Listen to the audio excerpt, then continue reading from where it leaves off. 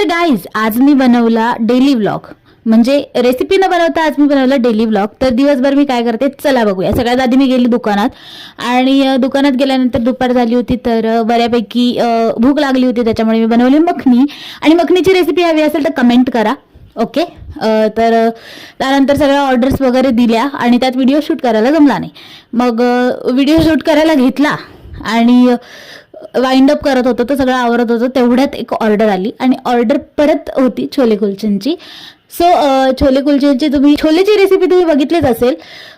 तर ते छोले आणि त्याच्यासोबत कुलचे जे रेडीमेड असतात त्याला आपण बटरमध्ये गरम करतो आणि सर्व करताना सुद्धा बटर लावून सर्व करतो.